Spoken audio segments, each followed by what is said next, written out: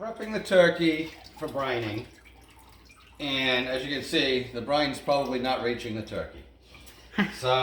But it was a frozen block, and I wanted to soften it up a bit so that now I can take this outer layer off, this protective coating, and actually brine the turkey with the salt that we're going to use. I use the coarse sea salt as a brine. People like to use kosher salt, whatever. Coarse sea salt works just fine. I'll put about a cup of salt in here, fill it back up, submerge it overnight, and tomorrow this thing will be ready to cook. Okay, so I did find that we had some kosher salt, which I used. Maybe half a cup of it. In the liquid, you use cold water. You're not going to be putting your turkey into warm water. You just want to let it run cold. It only needs to come up to a below room temperature, so don't use warm. I added all the salt, and I like to taste it. I want it to taste a lot like salt water. It shouldn't be too strong, but you should also at least be able to notice it. So I took the turkey out. I removed the giblet bag that was in there because we don't use them. If you're using them, it's fine to leave it. And I'm going to drop this little guy. This is a 13-pound turkey. I'm going to drop it in there. And you can use anything, but you want something with a little weight on top. And if you really want to make sure, you can even add water there. That'll hold the turkey below the surface. If the turkey leg pops up above the surface, it will turn brown, and it's not so nice. Lastly, I removed this little thermometer that comes with the turkey. I've had it be fairly inaccurate, and it actually popped on me once an hour early on a big turkey. So instead, I use a digital thermometer to get a good read, because you want 180 degrees. You want everybody to go home happy and no one to go anywhere else but home. So that's it. Thanks. Well, happy Easter, everybody.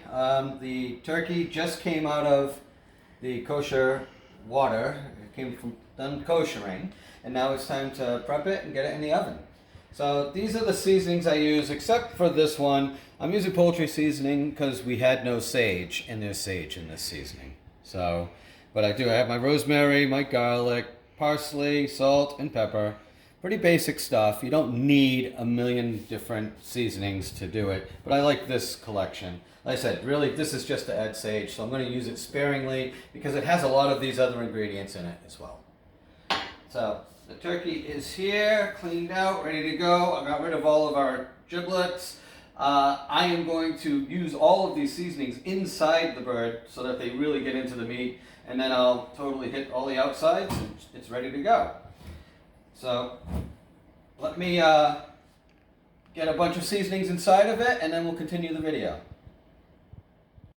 Okay, so we put about a ½ inch of water in the bottom of the pan, as we do have a rack that keeps our turkey out of the pan, but it will still help a lot with keeping it moist. One extra thing I added was paprika, just on the outside, give a nice color.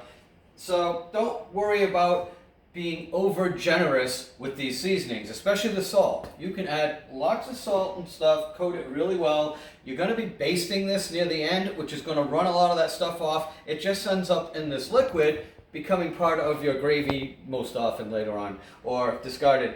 But you want the seasonings to really get into the skin, and if you go light on them, it's just going to show up that you really held back. It's not worth doing. The skin and turkey will be great. This is a little one. This is only 13 pounds. I like 325, 15 minutes a pound, so this will take a little over 3 hours to be all set and done. Let it rest for a while, give it a good 20-30 minutes of rest time, and she's ready to go. Cut her up. So in it goes. Ready? Ready.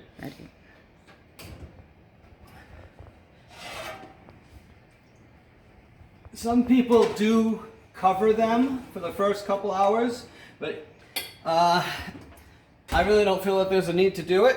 Sometimes I do. I've done them in brown bags, I've done them in the plastic bags, I've done them every which way. I find it comes out just fine staying out. As long as you have the liquid underneath, it'll keep it moist enough. It works out really well. Like I said, 325, 3 hours, and she should be done. In about 2 hours time, I will start basting it. So for the first couple hours, you just let it go, and once you start seeing some hint of browning, it's a good time to baste. That's it. So as you can see, It has started to change color already. It's starting to brown a little bit. So I'm going to start my basting. It's a little sooner than expected, but that's okay. No harm done. You cannot over baste a turkey, a chicken, any of these things. So here we go.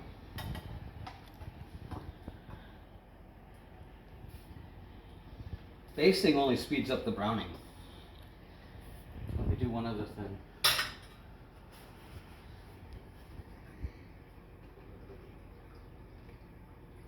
Now you might say, ew, blood, but that actually adds to the flavor of your gravy later on, because remember that blood is also soaked. It's all the seasonings I put inside the bird are in there.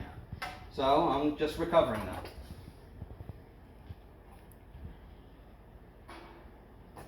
We're good to go. Every 15-20 minutes now, I'll baste.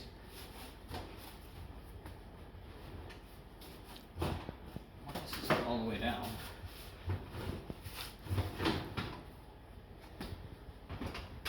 Look.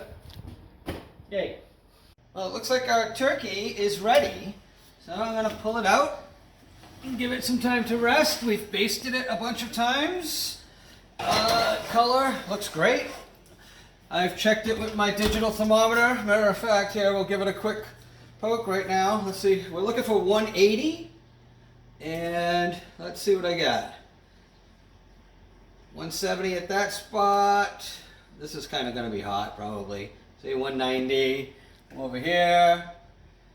187, 180. Yeah. She's done. Looks beautiful.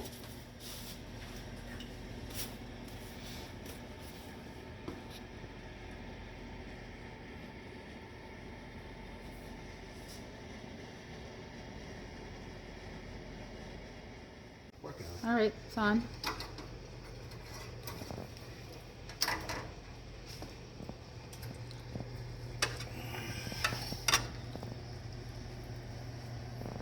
And there she is. She looks beautiful. We'll cut it in about 20 minutes.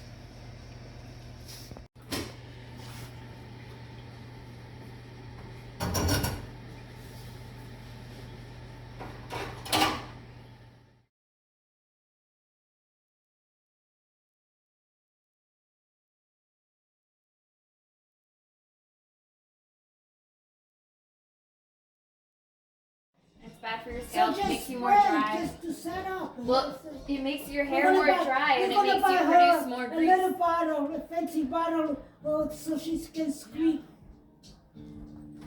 Zooming in on my carrot cake. It's delicious looking. Easy. Look at the wrist. Is this going on YouTube? Well, almost time for dessert. Leftovers, dessert. Leftovers.